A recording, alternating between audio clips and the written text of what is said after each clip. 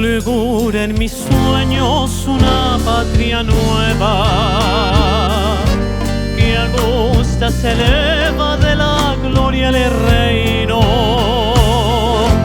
libres de ataduras nativas o extrañas, guardando en la entraña su prenda futura. Patria que no tenga hijos desgraciados, ni amos insaciados que usurpan sus bienes. Pueblo soberano por su democracia,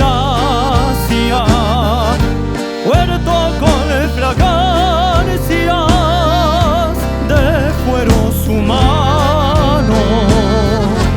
Es un paraíso sin guerra entre hermanos, rico en hombres sanos de alma y corazón,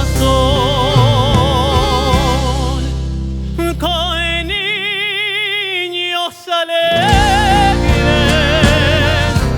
y madres felices y un Dios que bendice su nueva seneción.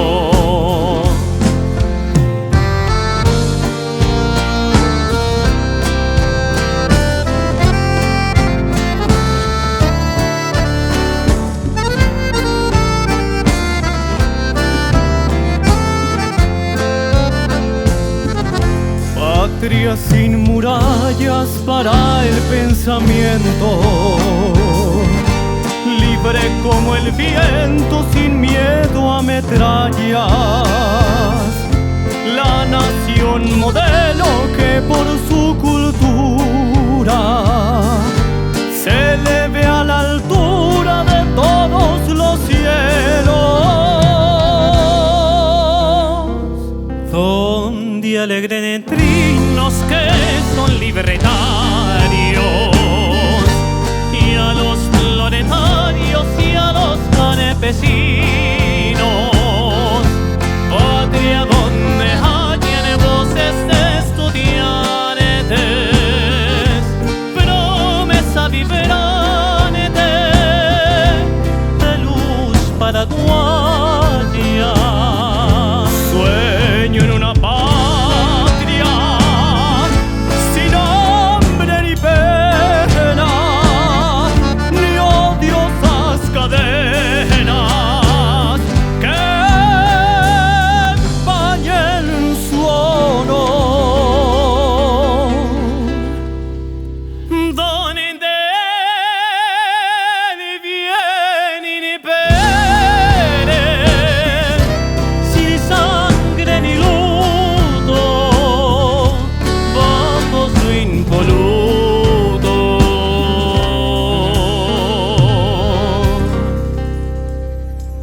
manto